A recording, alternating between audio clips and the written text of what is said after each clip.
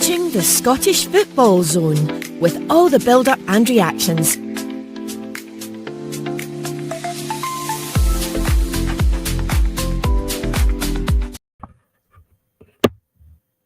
And just like that, we're back. We haven't been away.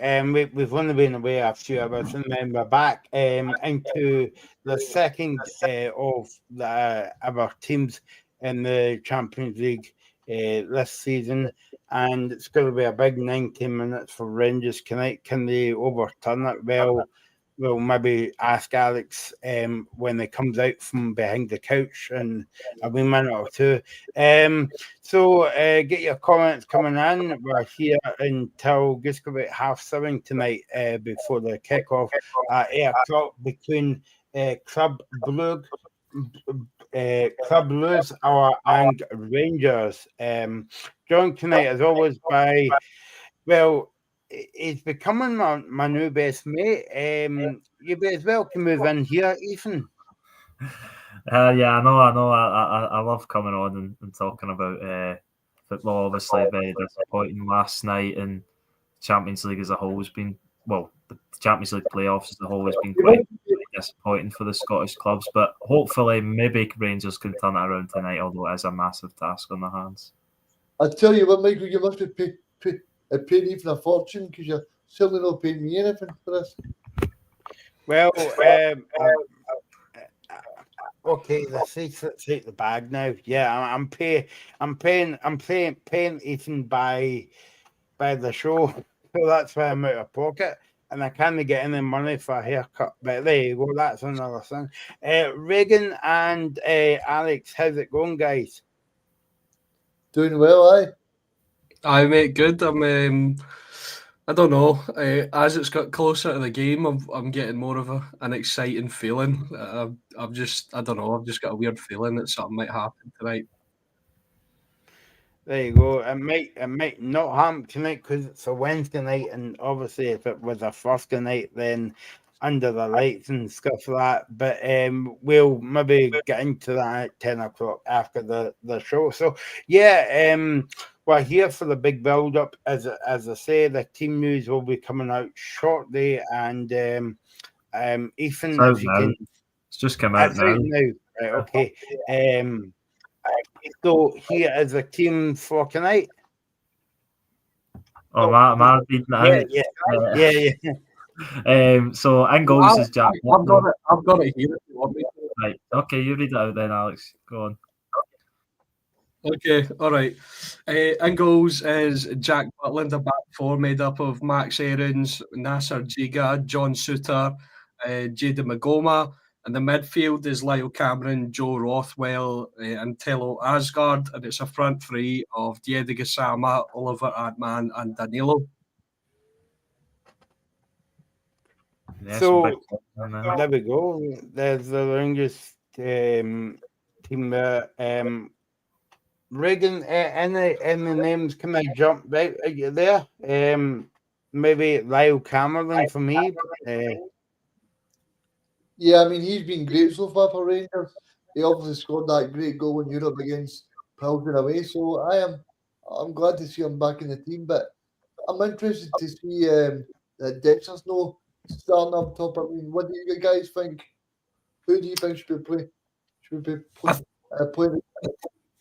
I think Dessers is the best striker at the club. He's definitely one of the best strikers in Scotland. I think there's been a lot of controversy over him over the past couple of years, and you can get frustrated watching him. But his goal record at the end of the day doesn't really lie. So I think he's played just over 100 games for Rangers, and he's got over 50 goals. So it's not bad at all. And I think for me, he would have been my preferred option. I don't know if it's still a question. Russell Martin did say he was fit. I don't know if he's maybe not fit enough to start, or maybe that's the case. We might see him off the bench tonight. But yeah, I definitely, if the strikers were fit, I would have gone for the big man. I mean, do you think that signals possibly that it could be away, or do you think the manager's just gone with the option? I don't think so. I think it's interesting because Cyril Dessers has had a few likes, but he, unlike a certain other individual, he's carried himself with the utmost professionalism. And he's an exemplary character, and he always does his best, and he always puts the club first. And I don't know if it's a signal that he could be away.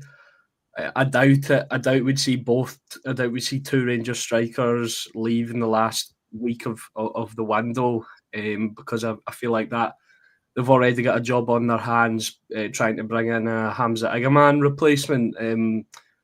Although he's not officially away, it looks like he is away for around £10.5 million, I think was the reported fee. And I think Rangers are going to be working extremely hard. It looks like their prime target's Bojan Miovski, which personally I'm really pleased with. I think that would be a cracking signing. But I don't think both of them would go. So I think Cyril Dessers will be here for the season.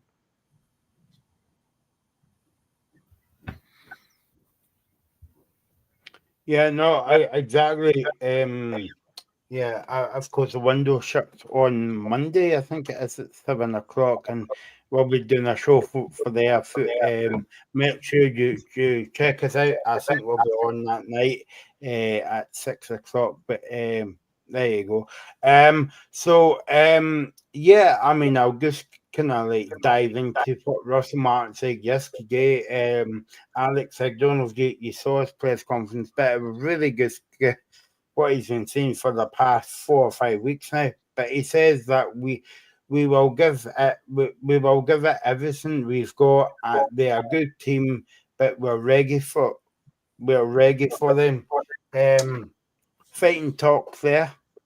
Yeah, it's fighting talk, and I think I saw a thing that he said the Rangers are going out to attack because they're the ones looking for. Needing the goal, which that's kind of what I've wanted to see for a few weeks, because Rangers haven't started, I'd say, any game really well except from maybe Victoria Pilsen.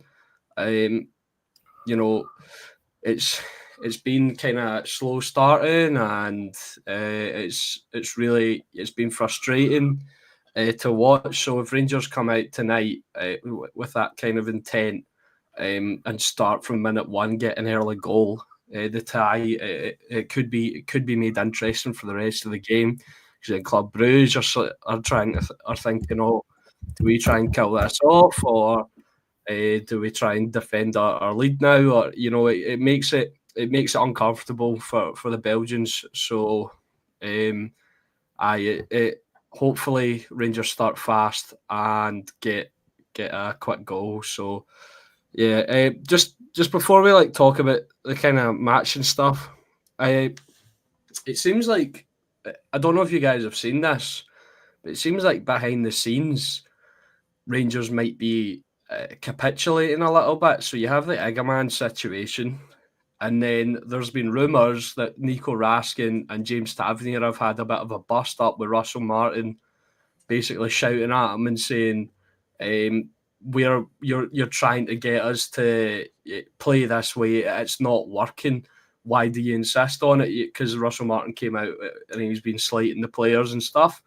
And the team was leaked again today, and someone's. I don't understand how these people find these, but every time the team has been leaked, it's been when Nico Raskin's been left out. So it could be him leaking the team.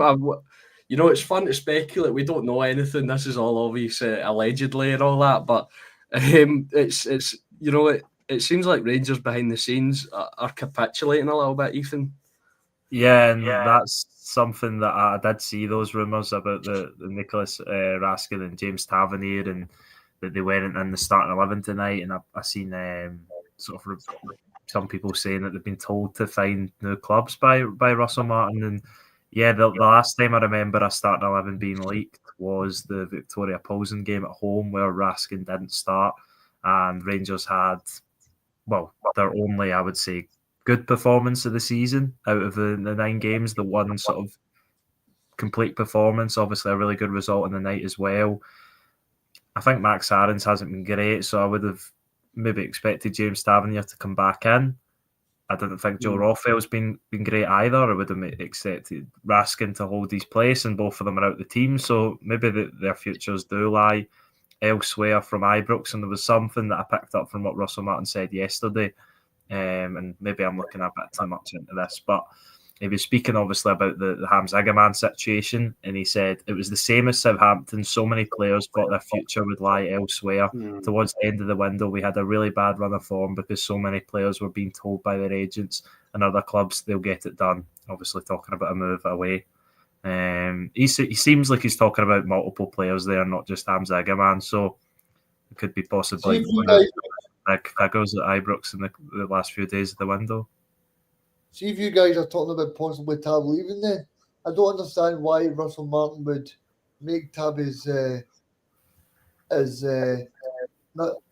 one choice to lead Rangers, because I mean, possibly by the end of the window he might be off, but I just think that for Tab to be the player that he chooses to lead Rangers week after week, I just think that possibly he might stay, but you guys might know better than me.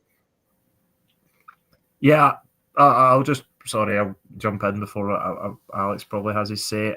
I think that James Tavernier, because he's been the captain so long, I think it would be a massive statement if Russell Martin had come in and sort of took the captaincy off him. It would be very brave. We've already sort of said about how Russell Martin was brave at Fir Park when he came out and pretty much dug out the players. But that could really turn the dressing room against you before it's even started. And yeah, maybe we're possibly seeing the fallout of the dressing room turning against them just now. Do you just think that possibly? Sorry, I'm just going to say that. Do you think possibly that because James Tavernier has been there for so long, I think it's 10 seasons, do you think it's just become a little bit stale? Because for me, I heard someone saying the other day about the big reason why Tavernier's there this season is because at the end of the season, or the beginning of this season, sorry, he can get a testimonial. I'm sure that's right. So do you think that's the big reason why he's still there? No. I think James Tavernier's still got a lot to offer. The legs might not be there anymore, but you can't deny his ability on the ball. It's so weird because we always seem to forget over the years that he has a right back, and he's got better ability in terms of passing range, shooting, and stuff like that than many a midfielder, many an attacking player I've seen over the years at Rangers. And I think you don't, obviously the legs are the first thing to go, but I don't think you lose that step. And Tavernier is, I think, see if Russell Martin wants to work at Rangers, I think James Tavernier is an integral figure to have on side, because although it's not been a very successful period for him, for Tavernier in terms of trophies, everything sort of good that has happened to Rangers over the past 10 years or so, he's been instrumental. And that he does come under criticism at times, but I think he becomes a little bit of a scapegoat because, one thing I've always admired about him is he never hides. Team are poor. He's not shying away from taking the ball, trying something. He's not shying away from taking risks, and then, of course that fact backfires on him sometimes, and he feels the wrath of the supporters. So it can. I think he's I think though he's an integral figure in the squad this season, and if Russell Martin wants it to succeed at Rangers. Yeah, I think that's really interesting that you say that, Alex. I wouldn't disagree with you, because I think James Tavernier does still have quality to offer for Rangers, and I would say that he's a better player than Max Aarons, even from what we've seen from both of them this season. But I don't know if he's an integral part that Russell Martin needs to have to succeed at Rangers. I think if he was to move on, then Rangers could get a replacement in that's younger. I don't just mean in terms of his play, though. I know you don't, but I'm looking at it. I've always sort of said, and I agree with you, I think when Rangers have done good things while James Tavernier's been here, he's been at the centre of it. I would agree with that, but he's also been a part of so many teams that have lost, and I'm not gonna question his mentality, but I don't think he's not someone that if Rangers were to sell him or he was to leave in the coming days, that it would make a massive difference to Rangers. I really don't think it would, and that's my opinion. Okay. See that other comment that Ethan was talking about, Reagan, in the press conference about Russell Martin had the incident at Southampton. I don't know if it's a case of, and it's happened again at Rangers, obviously, when Alex was telling us about Raskin and stuff like that. They not feel as though that Russell Martin might have to look at himself in terms of like his man management as well, because if it keeps happening at every club and people wants to leave and there's fights and aggression, and well, don't blame somebody else. I'm not saying blame yourself, but you know. I think Chris Boyd made a good point the other day when he said that if you keep slating the players in the media, then eventually they will switch off. So he needs to be careful, because there are some genuinely good players there, but if you keep slating them game after game, then there will be the players will just switch off and no play for them anymore. I totally agree with that sentiment. I think there's a fine line between, sort of motivation, encouragement, and, just like humiliation, public humiliation. Yeah. And I think we forget sometimes these guys, professional footballers, although the SPFL isn't a high level, the highest level of football, it's these guys that play are some of the best at what they do. Their whole lives they'll be the best kid in their team and blah blah blah. So they've got egos on them, and a few of them I reckon have big egos, and I keep mentioning them, but I think we've seen that with Egerman. He's got a bit of an inflated opinion of himself. Thinks he's sorry. I'm still quite mad at that. Thinks he's bigger than the club. But anyway, they can get hurt quite easily, and and we've seen it before, and we've seen it more and more this season in other leagues. Player power is a real thing. It could go wrong for Russell Martin if the players decide not, you're not my guy, and who's to say that's not happened already? Yeah, exactly that. And I think especially if they don't go through tonight and then they don't do well on Sunday, because okay, they were playing out against Motherwell, playing out against Dundee, and obviously Motherwell scored one goal, and so did Dundee. But if Celtic scored 2 or 3 goals, then Rangers fans won't accept it. There'll be a lot of boos on Sunday, so they need to, of course, they want to play out from the back, but they also don't want to be stupid, because as much as Celtic are playing really bad at the moment, they've still got players at the top end of the pitch that if you play it from the back, then they're definitely going to score, because it's all right. My head, I'll just miss it. Yeah, especially like that one last night. I don't know if you've seen it. If you've seen it, Alex, but I mean, he Yeah. I I was watching the game in the pub full of Celtic supporters. I was actually in, and it was really really poor from Celtic last night. I know you guys did a good show on it, but it was shocking, and the miss from Maeda that 2 weeks in a row. He's missed a crucial chance in a Champions League tie, and then correct me if I'm wrong, but did he not miss a big opportunity in the cup final last season as well? He did against Aberdeen, aye. And Yeah. Ibrox. He And missed the the final league derby at Ibrox. All right, okay. Sweet did it. Sweet did it Yeah. as well. He was through 1-1 against Butland, and he probably should have played the pass. But Johnny Kenny, remember Ethan? Yeah, I do remember that. Yeah, but I think you definitely make a good point that the players could have already turned a lot on Mr. Martin. They could be in the process of turning on him. But I think it's really good that they've got the Hamza Gaman sort of situation done really quickly. They've got him sold. Well, it looks like he's going to go to Lille for just over 10 million, as Alex said. And Russell Martin had a few things to say about it when asked. He said, "I think we all expect that to come to a close very soon, and he won't be our player anymore, so that'll be that. He got what he wanted." He jokingly said when asked, "I expect him to pass his medical, obviously, because he faked that injury, or well, it certainly looks like he faked the injury on Sunday."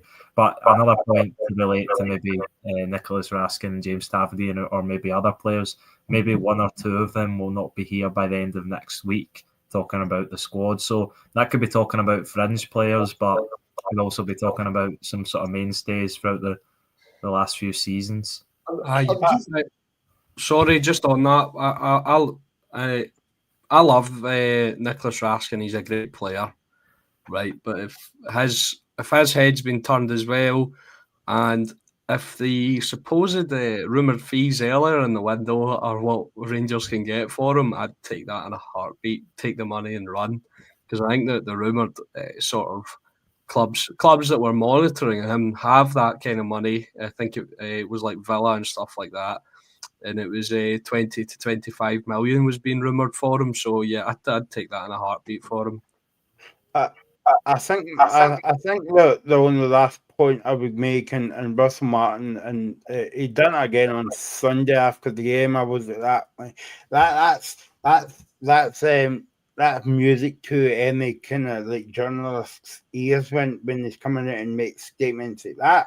But when I thought about it, Reagan, I was at that. I don't think he should have came out and said that right after the game, and like basically. Going back to the first game of the season for Park when they came out and slated his team.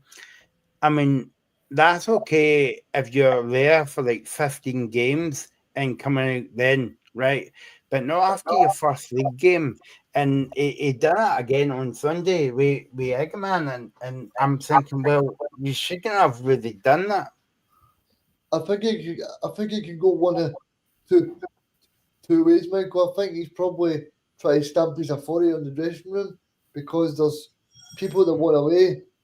Like with Raskin as well, like you guys were saying. And I'm just interested because surely you play your best player. I would say he's the best player at Rangers at the moment. Surely a Champions League qualifier that you need to win, you would certainly play your best player. I'm just definitely confused by it. But I think sometimes he's possibly too open to the media. He tells them too much.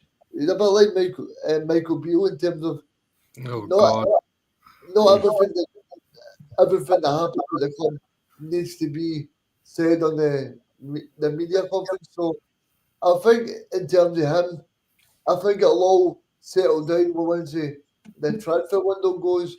But I think he was just trying to say to players, if you're not happy here, then find somewhere else to go.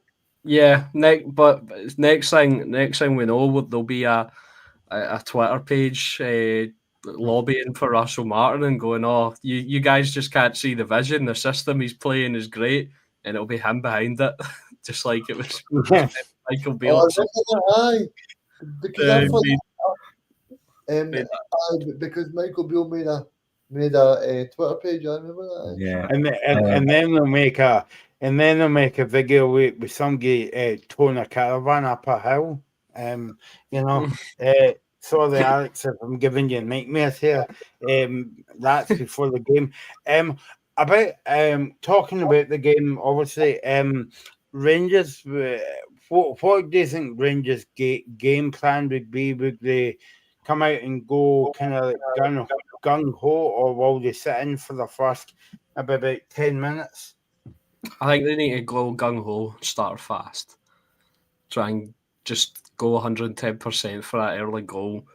Because I think if you let Club Brugge settle into the game, they'll just control it because they are really good on the ball. I was at the game last week, and the way they moved it, the way they switched the play as well, the diagonals were. It really is. I think that it was a thing of beauty. It was something. It's good as well because it was something my great grandpa always said to my dad. Remember, you're there to watch two teams. You're there to support your team, but you can appreciate good football. And so, yeah, Club Brugge, the way they moved the ball was a really good thing to watch. Of course, I was still crying at the time, but I was going, "This is great." While fuming at the same time. But if Rangers let Club Brugge settle, they'll control it and they'll make it really difficult. So I think they need to come out and unsettle them straight away. I think the big thing for Rangers, but they did against Victoria Pilsen in the second leg. I mean, Victoria Pilsen, they're not a great team, but Rangers, I think Victoria Pilsen had 10 shots in target. I mean, if you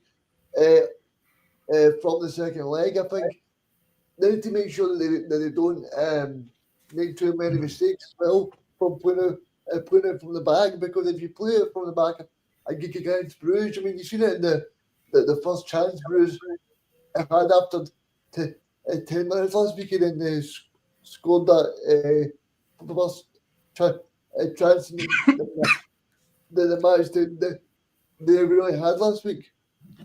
Yeah, and they've obviously rested up at the weekend. They didn't have a game to play. They've made one change from the start 11 last week, and it's one that I think's forced through injury. The guy who scored the opening goal, Romeo Vermaat, obviously came off injured for their summer signing, German Nicolo Tresoldi, who I didn't think was that impressive when he came on, but he's obviously the other striker, so he gets the nod up top.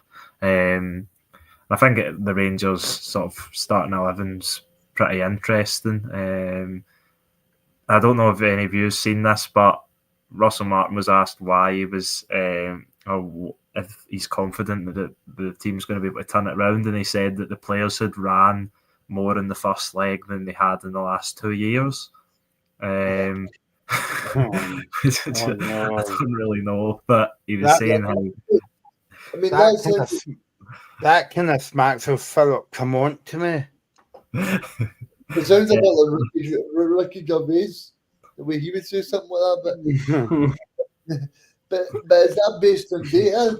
Did they say? Yeah, no, he made it out as if I imagine the data behind it and the total sort of kilometres covered by the players and the across the squad was the most, he said, in nearly 2 years. So maybe that is a sign that the players they didn't put the most goals in the net in the last 2 years, so I don't really care about that. Yeah, they were probably putting the most because they were chasing shadows in the first half, so that probably was something to do with it. But he also said the game is very much alive and the tie is very much alive in our eyes.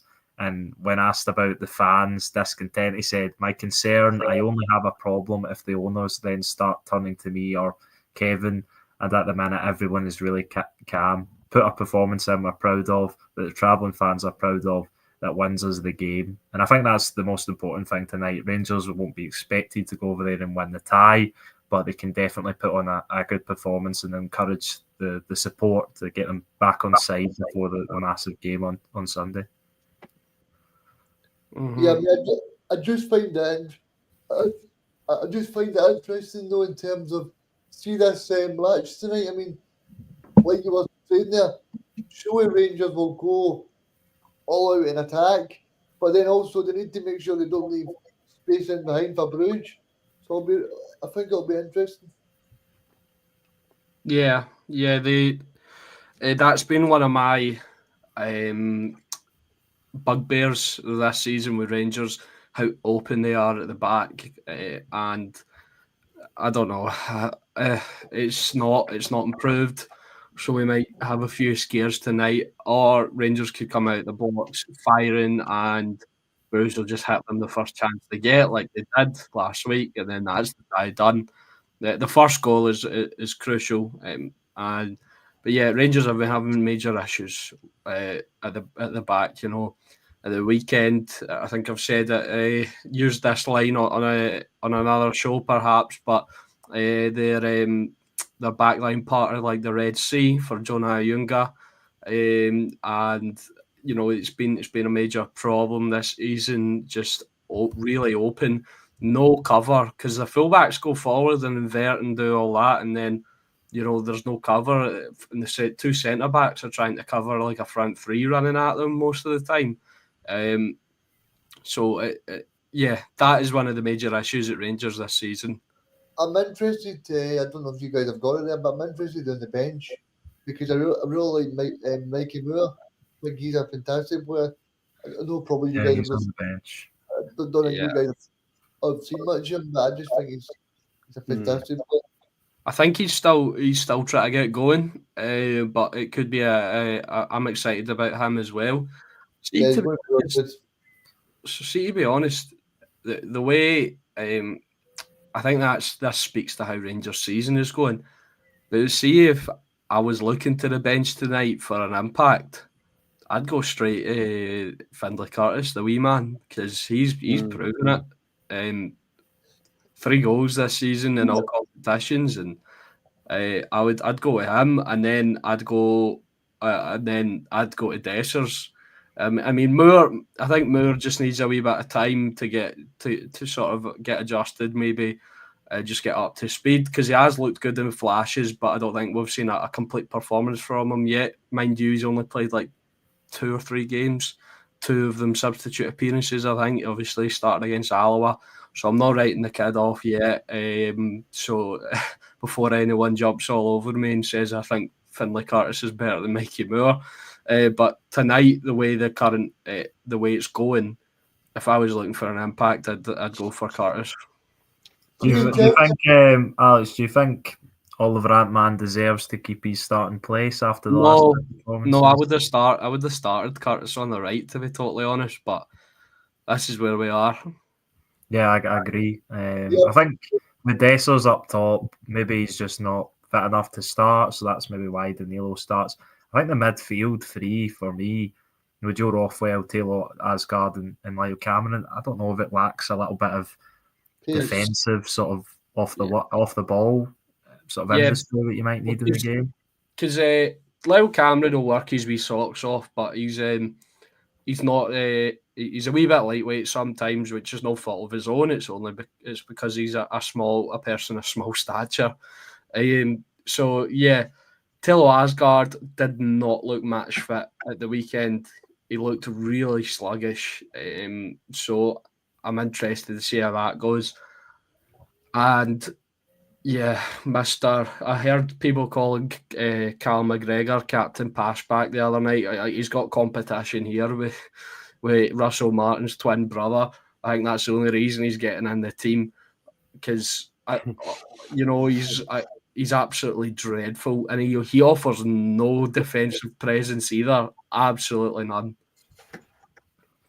Yeah, I would agree that midfield, I don't know if it has enough sort of defensive qualities, but Rangers obviously need to score 2 more goals on the night at least than Club Bruges, so it's got enough creativity in there to possibly get the job done. But yeah, it's going to be a really uphill battle, as we know, and I actually was interested to see what the Club Bruges manager had to say about it, because I think he knows Russell Martin from, I think they might have been teammates, and he said, of course it's a tough, Nicky Hyen, the Club Bruges manager, of course it's a tough situation. They've started again from the bottom, they're growing again, and it takes time, but you don't have the time to build. You need results, and it depends how calm the board is, if they give you the time to build or not. Of course, the results are not in his favour at the moment, but Russell's a good manager and he needs time, but it's up to the club whether they give him that or not. I hope from Saturday on he succeeds, but not tomorrow. That's quite good. Well, if they're such good mates, maybe he can just, let his players know. Just let them score a couple of goals, make it competitive, and then you can start trying. Maybe he can do that. No, I don't think so. Yeah, I was just going to ask you guys, in terms of, see Finlay, do you think he'll be a little bit annoyed that he's obviously scored against St Mirren, scored against Pilsen, and he still can't get in the team? Yeah, I think internally he would be annoyed at that. I think anyone would. He's displayed decent form, but everything that his maternal father Neil McCann's been talking about him, he's going to have a good attitude towards that. He's just going to keep working and bide his time, and he's, because apparently he's got a good attitude. Yeah, I've never heard Neil McCann talking about it. He's a big fan of it, Yeah, sorry, I used the wrong phrase there. It's not maternal, it's surrogate. Maternal would be if if he was the actual father. So I've messed that up there. But yeah, Neil McCann, every time he's on commentary, Reagan, he loves him, and he's going, "Go on, wee man," and stuff like that. So that's the reason. I think after tonight, a lot of Celtic and Rangers fans could possibly want Finlay Curtis, Dane Murray, and Kobe Donovan all to start the game on Sunday, which would be really interesting to have. Unless I'm missing, obviously the other players that are a bit more experienced in Celtic starting 11 will probably be forced to start James Forrest and Callum McGregor, but it'd be interesting to have youth players in the starting 11 for a derby. Here's an interesting one. See if Curtis sort of breaks in and continues this kind of vein of form, if he has a decent goal scoring season in the next coming years, or maybe even in the next year or so. Do we reckon a Scotland call-up's in the offing? Yeah, definitely. Yeah. Because I think Scotland are really lacking that white player. Obviously, they've got Ben Doak, but I don't think Christie should be playing. He's more. Oh, right. Reagan, sorry, mate. It's Ben Gannon Doak now, so.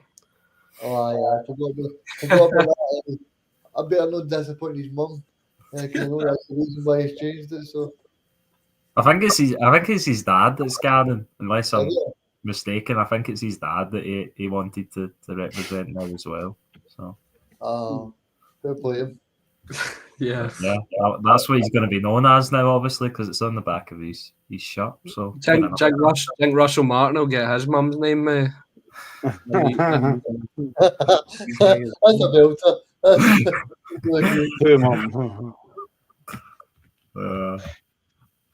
Possibly. But anyway, tonight, I'm just going to say it. I think Rangers will come back and win on penalties. Just putting it out. Yeah. Nothing wrong with being ambitious. Yeah. Exactly. Oh, I like that for Ryan. Martin Ball's pulling off a miracle tonight. I can't wait to Ryan must be a Rangers fan. That Ryan must be a Rangers fan. Mate, he's gonna be fuming with that. I think it's Russell Martin's mum that's just put a fake account there. I'm joking. Yeah, because if Rangers get a good result tonight, Alex, that will set them up for the big game on Sunday. Yeah, it'll give them massive confidence going into the game on Sunday. and it gives if they win tonight and don't progress, it gives them a boost. And then if they beat Celtic on Sunday, they go into the international break with a much better feeling. It's kind of crazy to say this already, but Sunday's a 6-pointer. I'm just going to say, do you guys think that Celtic winning Sunday that'll be the league over? Yes. No, I don't think it'll be over, but I think it'll be not over till it's over. No, it's very early in the season. I don't think you can say the league's done in August, but it would be a long, long way back for Rangers, you feel. Do you know how Tony Bloom's boys will be competing? No, I don't. I know I did think for their opening couple of games of the season that maybe they'll be in the top four, or maybe splitting Celtic and Rangers or Rangers and Celtic. But yeah, I think that the last few performances haven't been too great. They were lucky, although credit to them for the fight back against Motherwell at the weekend. But apparently Motherwell were excellent in that game for the opening. Obviously, it's going to be difficult for Rangers tonight. So, obviously, you'd love for Rangers to win, but you're just looking for them to play well and no too bad, because I think in terms of Rangers, if they go out there and they say they win the match 2-1, I don't think people can really be too hard on them. But if they go out to Bruges and they lose 3 or 4-0, then I think it'll be a totally different complexion. Aye, the thing is, it's got so bad that all I want to see is an actual good performance. that's the situation, because we've not seen anything to latch onto for the opening, kind of games of the season. We've not seen any kind of positives. There's individual players maybe that you could latch onto, Jade Gassama, Jada Magoma, Lyle Cameron's been decent, but it's as a whole, as a team, it's been flat. It's been depressing. It's been a really bad watch in terms of football, and almost as bad as that game last night. That was honestly, I know we're talking about Rangers tonight, but that might be the worst 120 minutes of football I've ever seen in my life. But anyway, just 110 minutes of football. Yeah, the whole tie, dreadful. But tonight, I think what I'm looking for, Regan, is just something to latch on to as a supporter, to say, okay, there's a step forward, because we've not seen that. Yeah, and I think that's fair, because at this stage, you look at Club Brugge and they're starting 11, and I know this isn't always how a game's decided, as we've seen last night with Celtic and across the two legs. But do any of the Rangers players break into that Club Brugge starting 11? I'm not sure if they do on current form, and that's it. Well, who's on the left wing for Club Brugge? Christos Cholis. Yeah. No, nobody breaks in. Nobody breaks in. And they've got multiple players linked with moves to the Premier League, and one of their central defenders who hasn't even played because he's been injured, linked with a €30 million move to Marseille, Joel Ordonez. So yeah, it shows the talent, and they are the benchmark for clubs like Rangers and Celtic, and what they should be striving to do in the sort of player trading model. Okay, so just before we tie it up, let's have the team news again before we go, guys. Alex? Okay, so Rangers starting 11 is Jack Butland in goals, Max Aarons, Nasser Jiga, John Souttar and Jayden Magoma making up the back four. A midfield three of Lyle Cameron, Joe Rothwell and Tello Asgard. And a front three of Diego Gassama, Oliver Atman and Danilo. There you go. So time for you guys to get your predictions. So I'll start with Regan first.